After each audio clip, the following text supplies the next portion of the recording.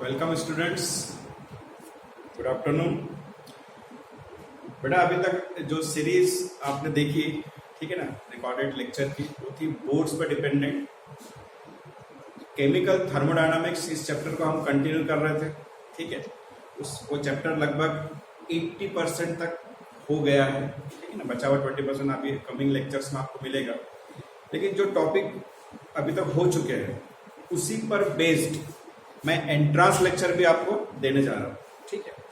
मुझे मालूम है कि एंट्रांस में जो टॉपिक हमने क्लास में कंप्लीट किया था वो ऑर्गेनिक केमिस्ट्री का था, ठीक है। हम उसको ऑर्गेनिक केमिस्ट्री के जब टॉपिक 12th के आएंगे उसी के साथ में कंटिन्यू करेंगे, ठीक है। लेकिन जो चैप्टर्स हमने 12th में पढ़ लिए अभी तक, हमने पहले पढ़ा था मेटलर्जी, उसके बाद में केमिकल काइनेटिक्स, उसके बाद में इलेक्ट्रोकेमिस्ट्री, उसके बाद में थर्मोडायनामिक्स चालू किया था, ठीक है। तो थर्मोडायनामिक्स को हम कंप्लीट करेंगे न्यूमेरिकल के साथ, उसका एंट्रांस भी पढ़ेंगे। बाद में फिर इलेक्ट्रोकेमिस्ट्री का जो है उसमें जो न्यूमेरिकल्स बाकी है उसे पहले पढ़ेंगे, उसके बाद उसका एंट्रांस पढ़ेंगे, और केमिकल काइनेटिक्स के न्यूमेरिकल्स करेंगे, उसके बाद उसका एंट्रांस पढ़ेंगे, ठीक है। तो इस तरह से थोड़ा सा ये एंट्रांस के लेक्चर्स हम कंटिन्यू करेंगे, ठीक है बेटा। तो ये आज, ठीक है, एंट्रांस का पहला लेक्चर है जो केमिकल थर्मोडायनामिक्स पे डिपेंड है। और जो टॉपिक्स मैंने यहाँ पे जो इंक्लूड किया है वो इसके अभी तक जो आपको बोर्ड लेक्चर्स मिल चुके हैं आज की तारीख तक, ठीक है ना, उसी पर डिपेंडेंट है, ठीक है। और जो नहीं मिले होंगे तो कुछ लेक्चर्स आज मिलेंगे आपको, ठीक है। तो बेटा ये एंट्रांस का लेक्चर फर्स्ट और प्रॉब्लम बेस्ड टॉपिक है पूरा का पूरा। हेस लॉ और एंथैल्पी ऑफ फॉर्मेशंस। हेस लॉ हमने, ठीक है ना, बोर्ड के लेक्चर्स में पढ़ा है। एक दो न्यूमेरिकल्स भी मैंने सॉल्व किए, तो आप, ठीक है, आप लेक्चर्स में देख सकते हैं। ये टॉपिक्स और ये एंथैल्पी ऑफ फॉर्मेशंस, ये दो टॉपिक्स पर डिपेंडेंट यहाँ पे न्यूमेरिकल्स जो एंट्रांस में आते हैं जिस टाइप के, चाहे जेई हो चाहे नीट हो, आज हम देखेंगे, ठीक है बेटा। इसमें सबसे पहला क्वेश्चन जो है आप देख रहे हैं, ठीक है ना, बोर्ड पे देखिए स्क्रीन पर। The value of delta H F मतलब फॉर्मेशन एंथैल्पी किसकी बोला उसने, PCl5, ठीक है ना। तो PCl5 के जो फॉर्मेशन एंथैल्पीज है, ठीक है, उसको आपको फाइंड आउट करना है। चलो ठीक है। अब गिवन कंडीशन में आपके पास क्या दिया देखिए, P4 plus 6Cl2 it gives 4 PCl3। Reaction balance है पूरी तरह से, ठीक। उसके बाद में PCl3 plus Cl2 it gives PCl5। दोनों की डेल्टा एच आपको यहाँ पे गिवन है, ठीक है। और ये आपके पास 4 ऑप्शन है। अब आप इसे सॉल्व कैसे करेंगे, ठीक है ना। इसको सॉल्व करने के लिए तो आपको मालूम है, जब कोई गिवन इक्वेशंस दिया हो और किसी पर्टिकुलर कंपाउंड के बारे में फॉर्मेशन एंथैल्पी पूछ रहा हो, ठीक है, तो समझ लेना वो हेस लॉ का ही क्वेश्चन है, ठीक है। तो आपको मालूम है सबसे पहले आपको इस गिवन जिसके लिए फाइंड आउट करना है, इसके लिए आपको फॉर्मेशन रिएक्शन तैयार करनी है। चलो फॉर्मेशन रिएक्शन तैयार करते हैं बेटा। तो PCl5 के लिए फॉर्मेशन रिएक्शन तैयार करना है। ये हमने यहाँ पे लिख दिया PCl5, ठीक है ना। PCl5 बेटा सॉलिड कंडीशन में रहता है, स्टैंडर्ड फॉर्मेट में, वो लिख दिया हमने। अब इसको फॉर्म करना है, इसका जो बेसिक एलिमेंट्स कौन है, फास्फोरस है और क्लोरीन है। तो फास्फोरस हमने लिख दिया यहाँ पे P4, ये सॉलिड फॉर्म में, और क्लोरीन बेटा Cl2 गैस फॉर्म। अब इसे बैलेंस करना जरूरी है, क्योंकि आपको मास्टर रिएक्शन लिखने से बैलेंस करने का कोशिश हमेशा करना है कि इसको 1 ही रखें, इसको मल्टीप्लाई करने की जरूरत है। अब यहाँ पे P4 है और यहाँ पे P है, इसको 1/4 करेंगे तो पॉसिबल है कि P बैलेंस हो जाएगा। Cl2 यहाँ पे 5 है, हम इसे 5/2 कर देंगे तो 2 से 2 कैंसिल हो जाएगा, तो 5Cl हो जाता है। तो इस तरह से हम ये मास्टर रिएक्शंस यहाँ पे तैयार करेंगे। अब ये मास्टर रिएक्शन तैयार हो गई। अब इस मास्टर रिएक्शन के लिए हमको delta H formation enthalpy find out करना है। तो आपको मालूम है जो डाटा गिवन जो इक्वेशंस है फर्स्ट एंड सेकंड, इसको रीअरेंज करना है। अब इसको रीअरेंज करना है तो हम देखेंगे पहले इक्वेशन नंबर 1 जो है उसको देखिए। अब देखो यहाँ पे P4 बेटा, ये जिस साइड में है ये उसी साइड में है, चलो मान लिया राइट लेफ्ट साइड दोनों का लेफ्ट साइड। लेकिन बेटा यहाँ पे 1/4 है, हम क्या करेंगे, इस इक्वेशन को लिखेंगे तो एज इट इज, लेकिन इसको क्या करेंगे, हाँ इसको क्या करेंगे हम 1/4 है मतलब 4 से डिवाइड करना, ठीक है। तो यहाँ पे इक्वेशन 1 के नीचे में लिखेंगे एज इट इज, एंड यहाँ पे लिखेंगे डिवाइड बाय 4, ठीक है, ध्यान रखिए। तो इसको इक्वेशन में लिख दिया आपने 1/4 P4 सॉलिड, उसके बाद में आ जाएगा 6/4 Cl2 गैस, और ये 4/4 करेंगे इसको तो ये हो जाएगा 1 4/4 PCl3 लिक्विड। ठीक है, अब यहाँ पे ये जो डेल्टा H की वैल्यू है एज इट इज है तो साइन तो वैसे ही रहेगा, लेकिन डिवाइड करना पड़ेगा, डिवाइड बाय 4 से। इससे क्या करेंगे बेटा, -1270 डिवाइडेड बाय 4, ये आ जाएगा माइनस, इसको डिवाइड कर दीजिए, ये आ जाएगा 4 3 12 और ये 130 28 और ये 5, ठीक है ना, 317.5 आता है। ठीक है, चलिए इक्वेशन 1 हो गया। अब बेटा ये दूसरा, अब हमको मालूम है मास्टर रिएक्शन के हिसाब से Cl2, अब Cl2 यहाँ पे भी है, Cl2 यहाँ पे भी है, तो जो टर्म्स दोनों इक्वेशन में रहा उसको तो हम हाथ लगाते नहीं, उसको बिल्कुल टच नहीं करना। ठीक है, अब आप आइए मास्टर रिएक्शन PCl5 मतलब तीसरी टर्म पे। अभी PCl5 वाली टर्म्स आपको सेकंड इक्वेशन में मिल रही है। कहाँ पे मिल रही है बेटा, राइट साइड में, ये भी राइट साइड में है, दोनों राइट साइड में है, सामने में कोई नंबर नहीं है, इसका मतलब दूसरा जो इक्वेशन है उसको क्या करेंगे हम एज इट इज लिखेंगे। ठीक है ना, यहाँ पे इक्वेशन 2 क्या लिखेंगे, इसको एज इट इज। ठीक है ना, इसको एज इट इज लिख दिया आपने PCl3 लिक्विड। ठीक है ना, उसके बाद में ये Cl2 गैस, इसके बाद में यहाँ पे आ जाएगा PCl5 और ये आ जाएगा सॉलिड कंडीशन। ठीक है ना, अब इसका जो है तो एज इट इज लिखेंगे तो -137 एज इट इज वैसे की वैसे ही रहेगा। चलो, अब दोनों इक्वेशन अरेंज हो गए। ठीक है, हमें मालूम है इसको ऐड करना है। ठीक है, ऐड करते समय PCl5 और ये PCl5 कट जाएगा क्योंकि 4/4 तो 1 होता है। ठीक है, अब रही बात बाकी सब चीजें तो वैसे की वैसे दिखानी पड़ेगी। अब ये जो है Cl2 दोनों जगह पर है, इसको बेटा आपको ऐड करना पड़ेगा। तो 6/4 और यहाँ का 1, तो इधर देखिए कितना होता है, मैं यहाँ पे कर रहा हूँ 6/4 + 1, तो बेटा इसको सॉल्व करेंगे तो कितना आ जाएगा, ये इसका LCM आ जाएगा 4। ठीक है ना, और ये यहाँ पे 6 और इधर 4 से मल्टीप्लाई, ये हो जाएगा 10/4। 10/4 मतलब कितना होता है, इसको 2 से अगर कट करें तो ये आ जाएगा 5/2। देखो यहाँ पे 5/2 आया है। ठीक है, तो अब स्टार्ट करने के बाद में क्या आ जाएगा 1/4 P4, ये हो गया। Cl को अगर हम ऐड करें कितना आ रहा है 5/2, तो ये 5/2 Cl2 गैस, और इसके बाद में PCl5 को एज इट इज वैसे ही लिखेंगे। देखो master reaction same to same वैसे ही आ गई। इसका मतलब जो हमने ये अरेंजमेंट किया था वो परफेक्ट है, मतलब हम इधर की टर्म्स को प्लस करके हम अपना आंसर निकाल सकते हैं। तो अभी करना क्या है बेटा, ये दोनों टर्म्स को प्लस कर दो, तो ये प्लस करने के बाद में इसमें क्या आ जाएगा, ये 0.5 इधर आ गया। ठीक है ना, इसको यहाँ पे लिख लेते हैं माइनस कितना है 137.0, तो ये हो जाएगा 4, इसके बाद में यहाँ पर 1 आ गया, 3 4 और 5 और एक ये आ जाएगा 4।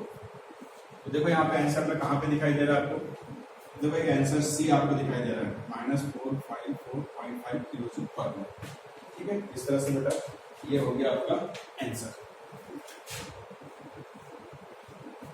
ठीक है, इस तरह से सॉल्व करेंगे, बहुत इजी है।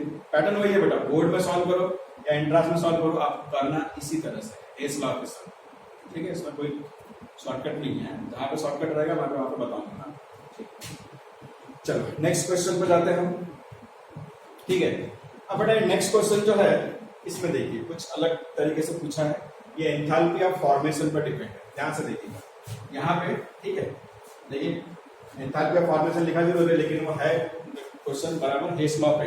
ध्यान से देखिए, सी डायमंड, अब आपको मालूम है डायमंड कार्बन का इलेक्ट्रॉन्स है, तो सी डायमंड प्लस हो तो मतलब एक कंबशन रिएक्शन है, तो आपको मालूम है कार्बन को बर्न करेंगे तो CO2 बनेगा, ये CO2 इसकी है एंथैल्पी। सी ग्रेफाइट प्लस O2, ये भी CO2 में कन्वर्ट होगा, ग्रेफाइट ये भी कार्बन का इलेक्ट्रॉन्स है, ये इसकी एंथैल्पी, दोनों की एंथैल्पी दी है, मतलब दो रिएक्शंस दिए आपको, डाटा रिएक्शंस गिवन। पूछा क्या बेटा आपको, enthalpy of formation of diamond from graphite, इसकी एंथैल्पी पूछा है। सेम देखो ऐसी फॉर्मेट, ठीक है ना, किसी एक कंपाउंड की एंथैल्पी पूछा, आपको दो डाटा इक्वेशन दिए, डाटा इक्वेशन दिखे कि समझ लेना हुआ हेस लॉ का, ये भी हेस लॉ का, ठीक है ना। लेकिन इसको लिखेंगे कैसे, सॉल्व कैसे करेंगे, थोड़ा सिंपल है मैं आपको, ठीक है। सबसे पहले बेटा जिसका आपको निकालना है एंथैल्पी, उसकी रिएक्शन तैयार करते हैं। अब यहाँ पे आपको क्या करना है, फॉर्मेशन किसका करना है, डायमंड का, कैसे करना है, ग्रेफाइट से।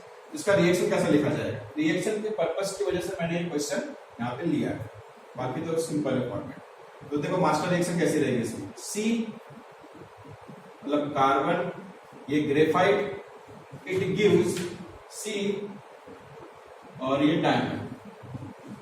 मास्टर रिएक्शन बेटा बेटा सिर्फ ऐसे रहेगी और कुछ नहीं, ठीक है ना। और इस रिएक्शन के लिए हमको फॉर्मेशन एंथैल्पी निकालना है, ठीक है ना। अब इसी को ध्यान में रख के बेटा अब हमको डाटा रिएक्शंस को अरेंज करना पड़ेगा। तो डाटा रिएक्शन को अगर अरेंज करते हैं तो इक्वेशन 1 को हम क्या कर सकते हैं, अब देखो ये डायमंड वाला लेफ्ट साइड में, यहाँ पे डायमंड वाला कहाँ पे है, राइट साइड में है, मतलब इसको हमको क्या करना पड़ेगा, रिवर्स। इसको रिवर्स कर दीजिए, तो रिवर्स करने के बाद में क्या आ जाएगा, CO2, ठीक है ना। यहाँ पे आ जाएगा C डायमंड प्लस O2, ठीक है ना।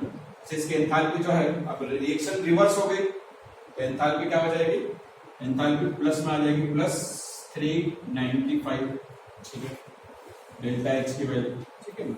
अब इसके बाद में इक्वेशन 2, अब 2 के बारे में सोचिए।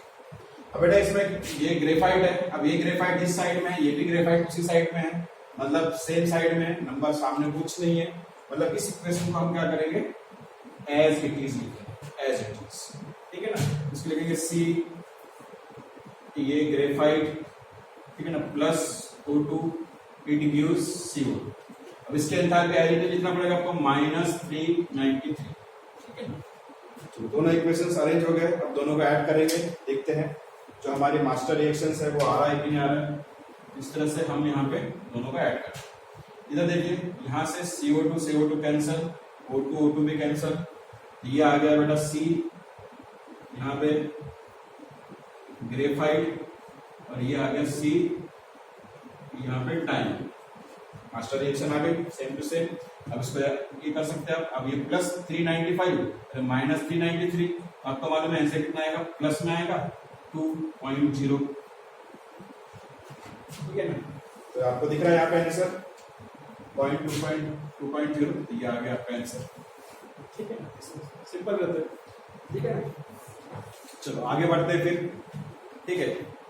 अब यहाँ पे रिएक्शंस नहीं दी गई, ये भी हेस लॉ वाला ही सब है, लेकिन बेटा यहाँ पे रिएक्शंस नहीं दी गई, हमें रिएक्शंस बनाना पड़ेगा। हमने ऐसे क्वेश्चन उसमें भी देखा था बोर्ड वाले इसमें लेक्चर, ठीक है।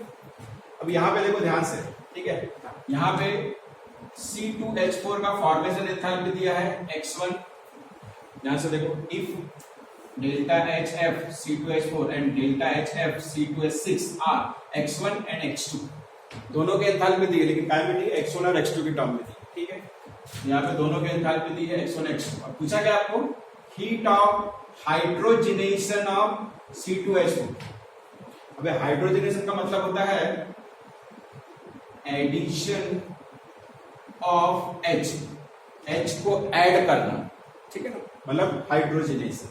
तो सबसे पहले क्या करेंगे बेटा, इसके डाटा इक्वेशंस बनाएंगे, ठीक है ना।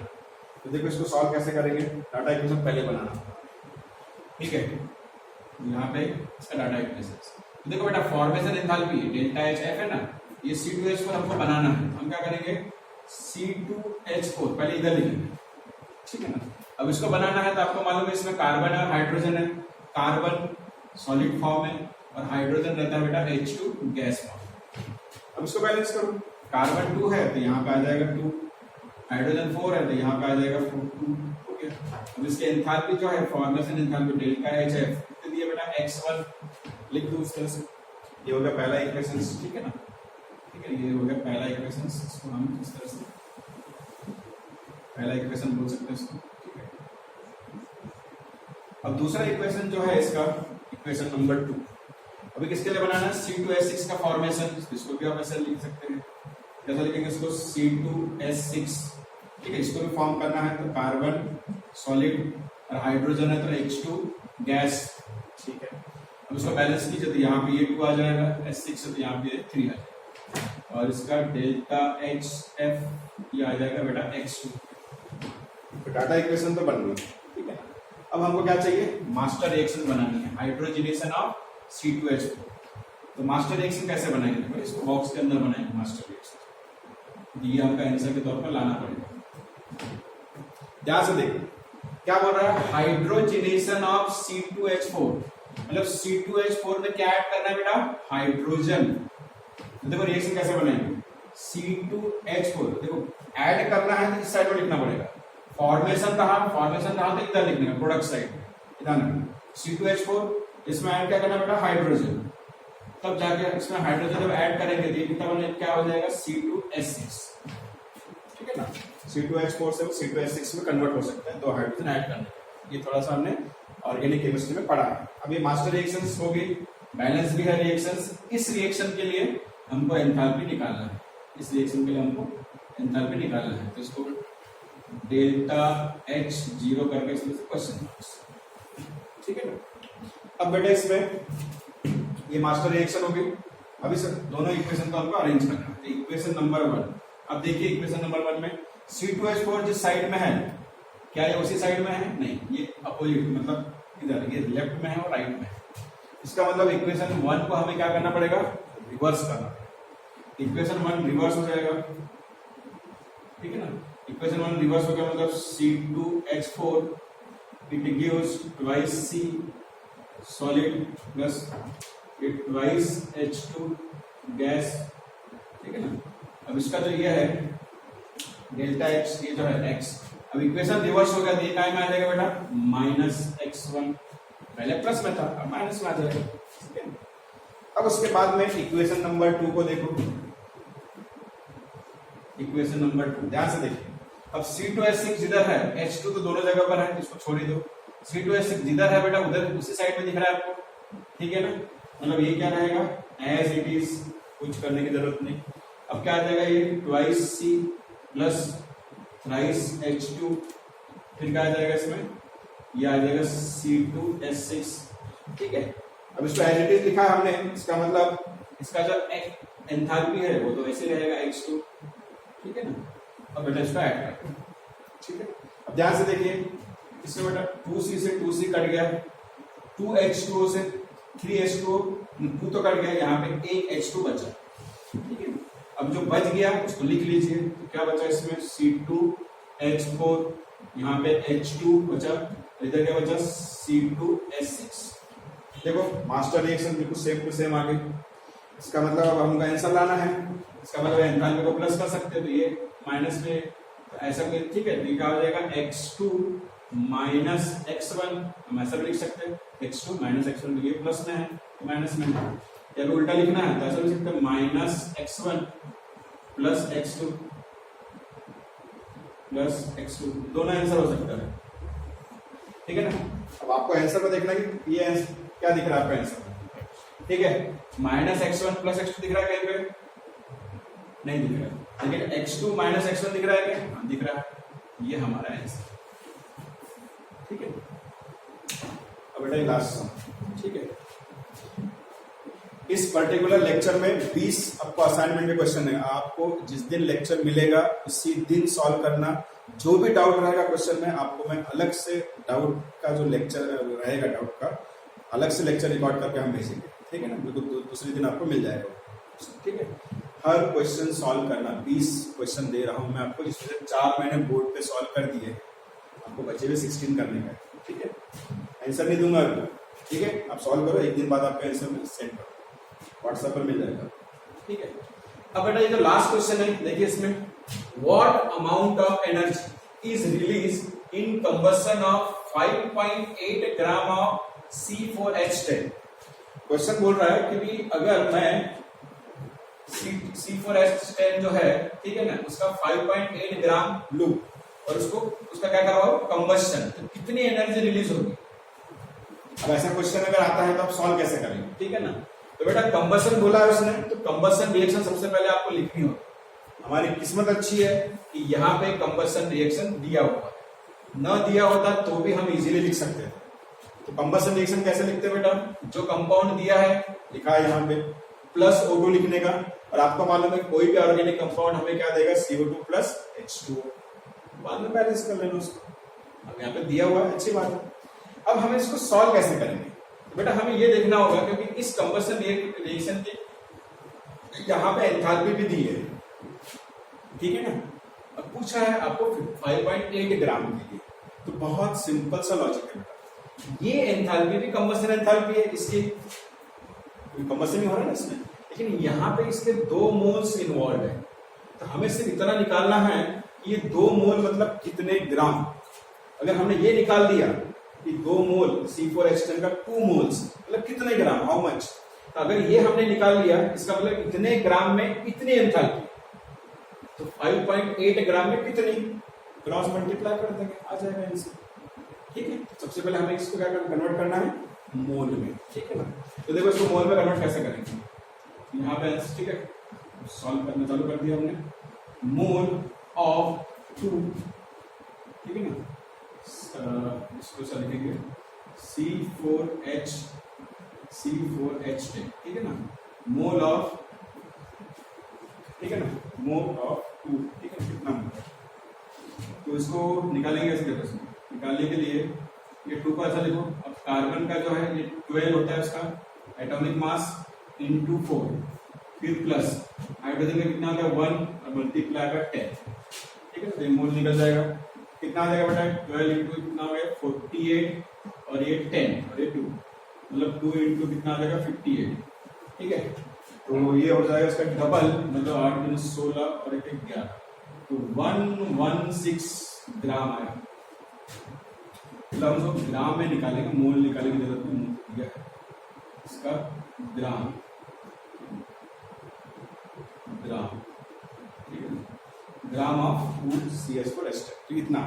अब बस इसके आने के बाद में बहुत सिंपल तरीके से लिखना है आपको कि 116 ग्राम ऑफ C4H10 गिव्स, कितने एंथैल्पी दे रहा हूं, -5756 किलो जूल, ठीक है ना।